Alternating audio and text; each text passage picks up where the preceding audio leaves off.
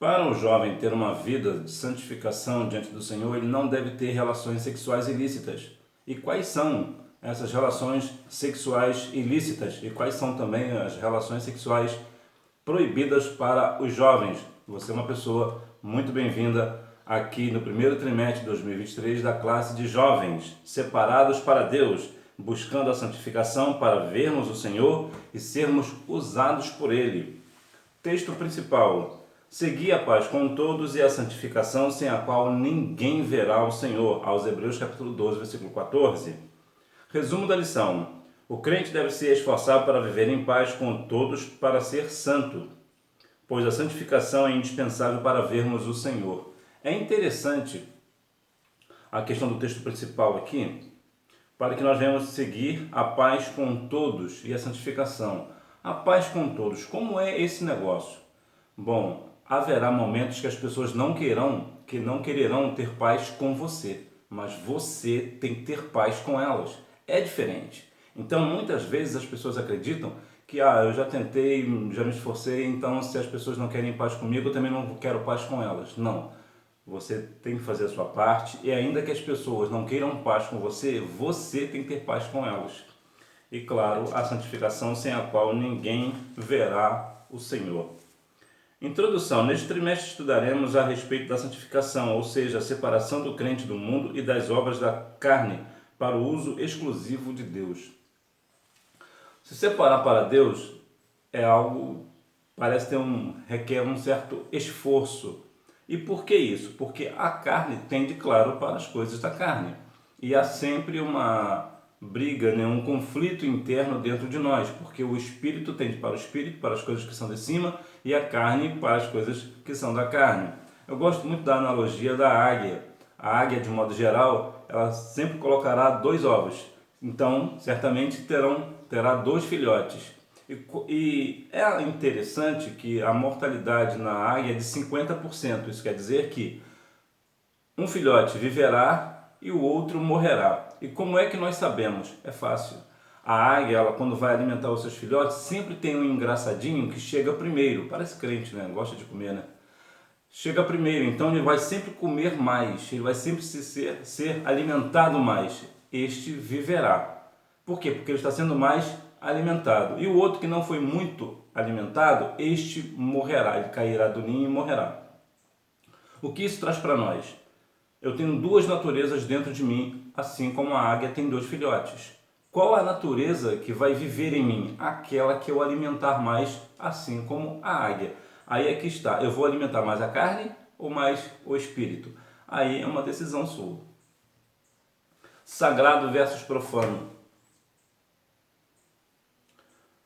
Na Idade Antiga, o sagrado era visto como tudo aquilo que era relativo à religião, ao culto e ritos, e que não deveriam ser infringidos. O profano era tudo aquilo que não pertence à religião. A religião é uma palavra que vem do latim, quer dizer religar, e Jesus é a única religião que salva. Por quê? Porque ele veio religar o homem a Deus. Santo e profano são completamente distintos. Entretanto, nos dias atuais, já existia naquela época e hoje também, parece que as pessoas não compreenderam, estão misturando o santo com o profano.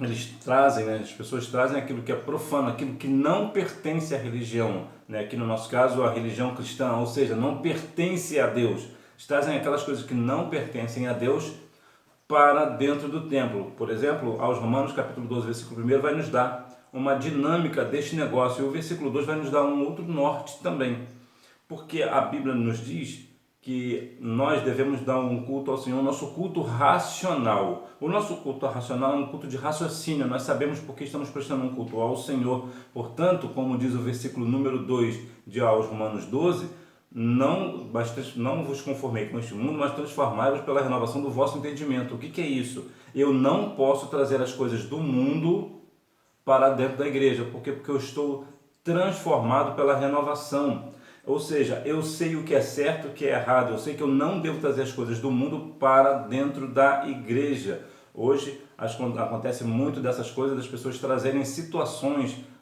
culturas, principalmente culturas de Israel, para dentro da igreja, entre tantas outras coisas, e carnaval gospel, e festa junina gospel, e tanta coisa gospel que estão acontecendo dentro dos templos, e colocam luzes negras, né, e mudam o cenário da igreja, como se isso fosse atrair a santificação. Não, não atrai. Por que não atrai? Porque está misturando o santo com o profano. Deus é um Deus santo, então ele requer sempre santidade.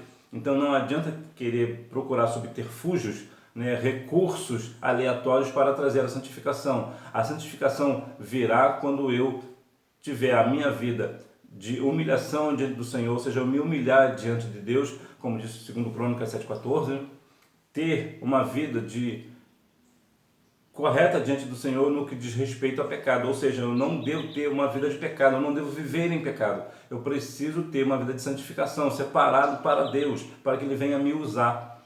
E a questão do pecado também vem aquela outra questão, uma vez que eu sou humano, é claro que eu vou falhar, assim como você também o é, então nós devemos fazer o quê? Confessar os nossos pecados ao Senhor. Então, e viver, claro, uma vida de oração. Então, nesse parâmetro, eu terei, assim, uma vida de santificação. Então, certamente, o Senhor irá me usar nesse sentido. A concepção e a vinculação com o sagrado. As sociedades, de um modo geral, têm concepções diferentes a respeito do sagrado. No geral, os não crentes recebem tantas informações a respeito de Deus que acabam por não formar uma concepção nem sempre correta a respeito do Todo-Poderoso e sobre o que é ser santo. Aqui cabe muito aquela ideia do que não tem nada a ver, né? Isso não tem nada a ver e acaba não tendo a ver mesmo, não tem nada a ver com o Evangelho de Cristo. Pois bem, aquilo que as pessoas sabem de Deus pode ser uma responsabilidade sua. E por que é sua? Porque Mateus 5,13 diz que nós somos o sal da terra. Ou seja, as pessoas veem, as pessoas contemplam o que nós fazemos. Então, quando eu estou dizendo que sou uma pessoa cristã, mas faço coisas erradas, então as pessoas terão um entendimento de que Deus é um Deus errado. Porque eu digo que sou cristão e faço coisas erradas. Então, as pessoas têm tantas informações a respeito de Deus que acabam tendo uma visão errada do Senhor. Muitas pessoas, por exemplo, acreditam ainda que Deus é um Deus que em todas as esferas Deus é punitivo, que se uma pessoa que aceita Cristo como Salvador e não tem por alguma razão comete um pecado, ele vai ser duramente castigado, o que nós vemos que não é assim. A mensagem do Evangelho é uma mensagem de amor, é uma mensagem que realmente de transformação. Claro que existem casos, como diz o livro de Ezequiel, né, a alma que pecar esta morrerá. Há pecados, por exemplo, que não são para mortes e há pecados para a morte.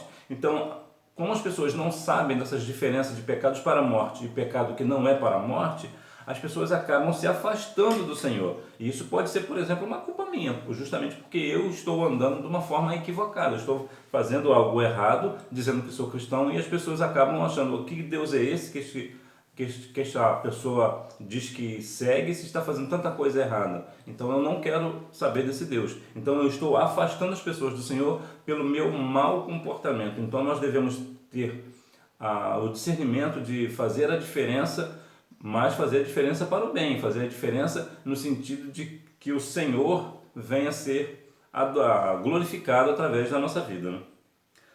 A mediação entre o sagrado e o profano. O sagrado e o profano são antagônicos. Enquanto o sagrado tem origem em Deus e é baseado nas Escrituras, o profano vem do maligno e encontra lugar no velho homem carnal. Quantas pessoas hoje na igreja não é aquele velho homem carnal, né? Ele outrora até foi transformado, mas agora, devido às situações da vida, ou até mesmo do seu coração perverso, está vivendo uma vida profana. Há um ditado até popular, que talvez caiba aqui, que diz que a pessoa acende uma vela para Deus e outra para o diabo, né? Então, o que isso quer dizer? Quer dizer que aquela pessoa em específico, ele está talvez aos domingos na escola bíblica dominical, à noite no culto, mas no próximo sábado ele vai para a balada. Então, vê que ele está tanto indo num caminho certo como num caminho errado. Agora, há uma questão nesse ponto. Aquele que faz isso, ele é uma pessoa que está perdida. Por quê? Porque a Bíblia diz que nós não podemos servir a dois senhores, porque senão nós vamos agradar um e desagradar o outro. Então nós devemos ter um único general. Quem é o nosso general? O nosso general é Cristo. Então nós fazemos tudo que é a vontade de Cristo, do nosso Senhor. Então nós não devemos ficar cocheando entre dois pensamentos. Nosso pensamento é no Senhor, como diz Colossenses capítulo 3, buscar as coisas que são de cima. Então nós vamos ficar nesse sentido de buscar as coisas que são da parte do Senhor, para que Ele assim venha nos usar, né? E nós um dia na eternidade nós venhamos conhecer ao Senhor. O que é a santificação? Compreendendo os termos santo e santidade.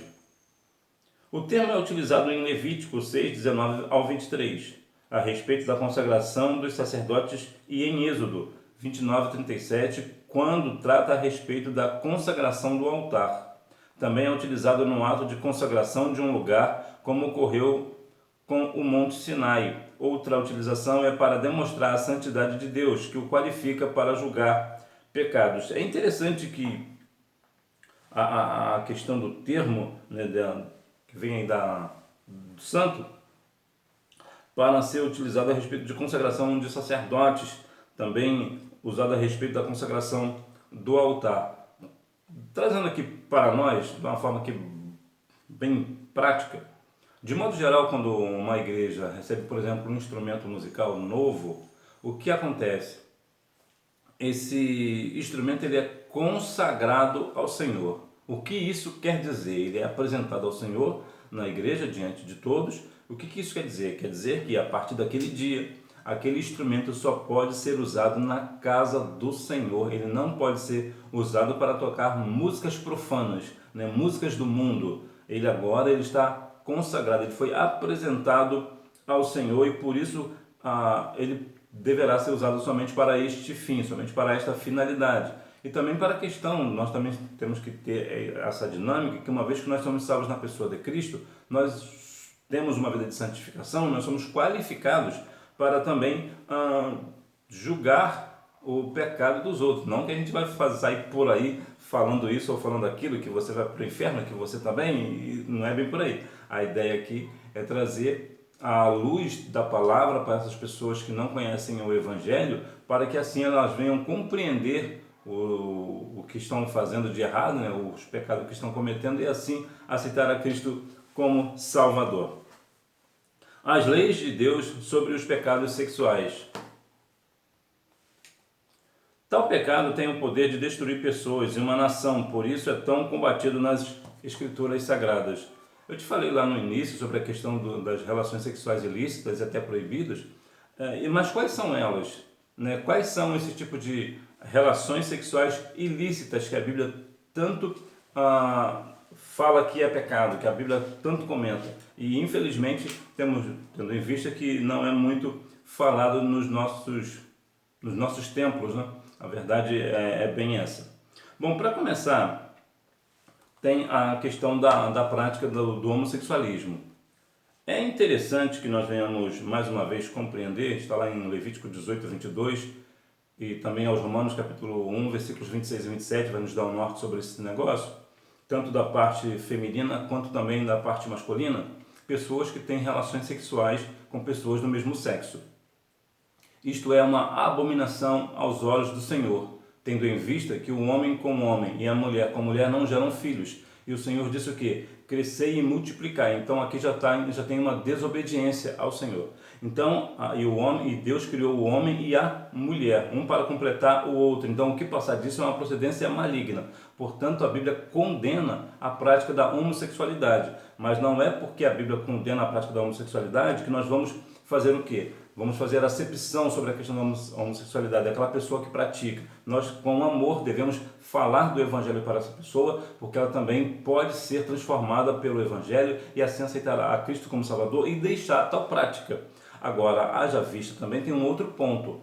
Como Deus deu livre-arbítrio para essa pessoa, ela tem o livre-arbítrio para fazer a prática que ela bem entender, ainda que ela saiba que é pecado, é uma abominação, ainda que ela saiba disso, ainda que ela faça com consciência, é um direito dela. É claro que a Bíblia diz que de todas essas coisas te trará Deus a juízo, mas é um direito dela. Portanto, a prática da homossexualidade, tanto homem com homem, quanto mulher com mulher, é pecado, é uma relação sexual ilícita. Há também a questão da relação sexual com animais. Está lá em Levítico capítulo 18, versículo 23, que vai nos dar também um norte sobre esse negócio. E por que isso? Até um site brasileiro, claro, por motivos éticos eu não vou falar aqui qual é, ele tem esta prática, né? Aparece, né, cenas de pessoas que têm relações sexuais com animais. Isto é uma perversão, é algo que Deus abomina este negócio. Deus não está nesse negócio. Então, a prática de sexo com animais também é uma relação sexual ilícita. Isso aqui, mais uma vez, vale para ambos, né? Tanto para o homem quanto a mulher. Nenhum dos dois pode ter relações sexuais com animais. A outra questão também para se falar é sobre a questão do sexo anal. O sexo anal também é pecado, no sentido de jovens. Eu vou deixar aqui bem claro, porque a relação sexual anal, ela é ilícita principalmente entre homens. Por quê? Porque é a prática da homossexualidade. Entretanto, a Bíblia não menciona para casais. Uma pessoa que é casada, tem o seu cônjuge, a Bíblia não diz nem que sim e nem que não. Então, nesse ponto, nós não falamos. Porque uma vez que a Bíblia não fala, então nós também nos calamos, né? De modo geral, nós evitamos falar, porque não dá para bater o martelo, falar que sim ou que pode ou que não pode. Mas, de modo geral, o sexo anal ele é proibido, né? É uma relação sexual ilícita para o jovem, porque o jovem não é casado. Então, toda prática de sexo para jovem que não é casado vai ser pecado, independente de qual seja. Vai ser sempre pecado. Agora, se for casado, pode ser que mude, né? Em 1 Coríntios capítulo 7, fala sobre o casamento. De um modo geral, podemos dizer que, como a Bíblia não diz sobre a relação sexual anal ser pecado ou não para casais, para pessoa casada, nós podemos dizer o seguinte: se ambos estiverem de acordo, com base em 1 Coríntios capítulo 7, que um tem consenso com o outro, então é possível que seja permitido o sexo anal para casais, para aquela pessoa que é casada, mais uma vez dizendo, não aconselhando o sexo anal, mas como a Bíblia não diz nem que sim nem que não, mas com base em Coríntios capítulo 7, que fala sobre casamento, que há uma permissão de ambas as partes, então é possível que nesse caso seja permitido. E também tem a questão da masturbação, que é outra questão também proibida para os jovens, né? E também para os casados. A masturbação também ela é pecado. Gênesis capítulo 38, versículo 9, vai nos dar um norte também sobre este negócio. É claro que existe todo um aparato sobre ali a questão de onânio. Entretanto, por que a masturbação é pecado? Porque a masturbação, quando alguém vai cometer o ato da masturbação, ela apenas não vai apenas se masturbar, ela vai pensar em alguma coisa. Então, o que ela vai pensar? Ela vai pensar num pecado. Ela vai estar, então, portanto, por ela pensar no pecado, imaginar uma pessoa, então ela está cometendo pecado por conta disso, e também pela questão de que a masturbação ela é um sexo sozinho, né? Ela é uma relação sexual sozinha, portanto ela é pecado. Por quê? Porque a relação sexual só pode ser a dois. A santificação e a Septuaginta. De forma geral, os termos utilizados pelos autores bíblicos para se referirem à santificação têm como objetivo principal enfatizar o sentido de separação das práticas consideradas pecaminosas. Portanto, tudo aquilo que é pecaminoso, tudo aquilo que é pecado, o jovem precisa se santificar e deixar a prática. A Bíblia diz que aquele que confessa o pecado deixa alcançar misericórdia. Mas uma vez que você sabe que alguma coisa é pecado, então para que você vai fazer? Você precisa se distanciar daquele negócio. Lembra que Tiago fala, chegai-vos ao Senhor e Ele chegará a vós. Então ao invés de se chegar ao pecado, você se chegue ao Senhor. Os 3 estágios da santificação. Santificação posicional ou inicial. Esta etapa da santificação ocorre de forma instantânea. Trata-se do momento em que a pessoa é justificada pela fé na obra vicária de Cristo e purificada de imediato. A justificação acontece por meio da fé e não pelos próprios méritos de quem foi justificado. Em outras palavras, quando a pessoa aceita Cristo como Salvador, naquele momento ela é justificada. Ou seja, ela é santificada naquele momento. Independente do que ela está fazendo, independente do que ela fez, ela naquele momento ela é purificada, ela é santificada, ela é justificada, ela é santificada. Entretanto, apesar de que aqui nos deixa claro que isso o mérito é de quem purifica, né? A justificação acontece por meio da fé, né? Quando nós cremos, não por nossa própria obra, mas nós veremos que a santificação ela é contínua. Então nós veremos aqui uma consequência que nos diz o seguinte: santificação contínua e progressiva. A santificação contínua e progressiva acontece na vida da pessoa já justificada, como algo natural, pois a pessoa, uma vez justificada, recebe uma nova natureza, que a torna alguém que não se acostuma mais com uma vida de pecado. Então, a pessoa que aceitou a Cristo como Salvador, ela é justificada naquele momento.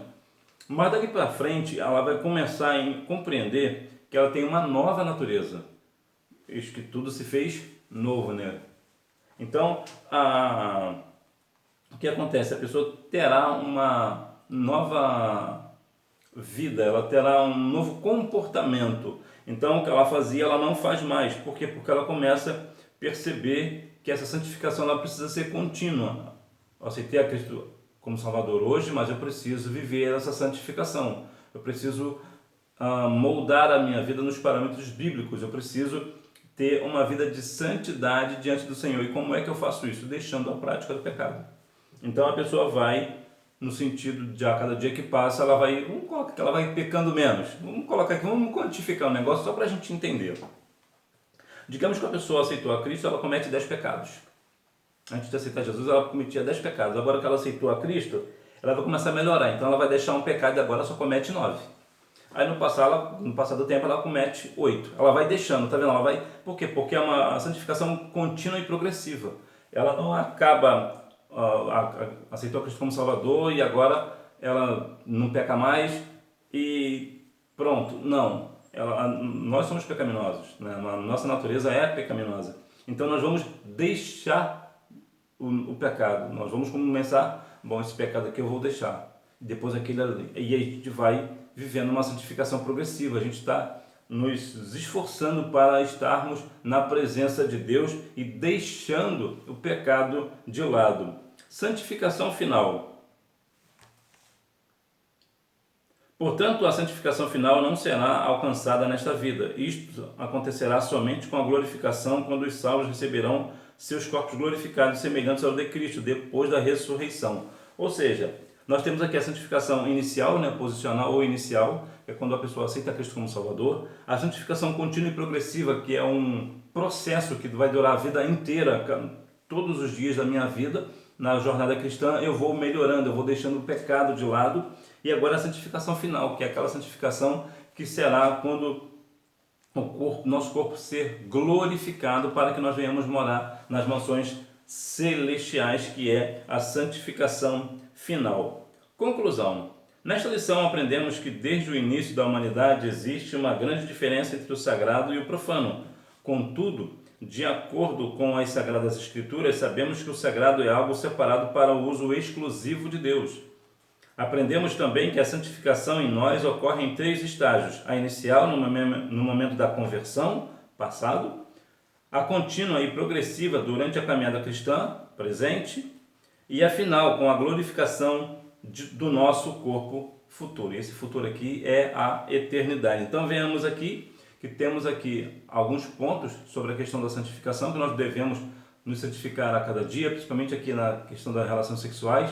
Eu digo aqui porque, claro, né, o jovem sempre tem a natureza humana, né? Já fui jovem, sei como é, e é muito aflorada, né? Então, talvez seja, né, para o jovem a parte mais difícil de lidar, que é a questão sexual, né, de dizer não à carne. Realmente essa parte talvez seja a parte mais difícil da jornada cristã enquanto jovem. Mas justamente por você ser jovem é que você tem a força. O Senhor está com você. Então por sua força, né, também, claro, pelo seu esforço, mas principalmente por você colocar Deus em primeiro lugar, que você vencerá a carne. E por que você vencerá a carne? Porque você irá alimentar mais o Espírito. E como você alimenta o Espírito? Indo para a escola bíblica dominical, indo para os cultos de oração, louvando ao Senhor nos cultos públicos, tendo uma vida cotidiana de oração diante do Senhor, de jejum, de leitura da palavra, ter uma vida de santificação no decorrer do dia, e não somente na igreja, mas principalmente em casa e na sociedade. As pessoas veem que você é uma pessoa diferente, você é um jovem diferente, você é uma jovem diferente, porque você glorifica o nome do Senhor e não comete pecados. As pessoas veem a diferença em você. Hora da revisão. Número 1. Na Idade Antiga, o sagrado era visto como tudo aquilo que era relativo à religião, a cultos e ritos, e que não deveria ser infringido. Número 2. O profano era tudo aquilo que não pertence à religião. Número 3. No Antigo Testamento, a liderança religiosa que cuidava do que era divino era a seguinte: o rei, o sacerdote e o profeta. Número 4. No hebraico, as palavras kadosh, santo, e kodesh, santidade, significam a separação do que é comum ou impuro e a consagração a Deus. Levítico capítulo 20, versículos 24 ao 26. Número 5. Santificação posicional, contínua e final. Que Deus em Cristo continue abençoando a sua vida e que você continue na santificação, o caminho que leva à vida eterna com Deus. E que você não deixe de ir à escola bíblica dominical, até porque quem faz a escola é o aluno. Tchau!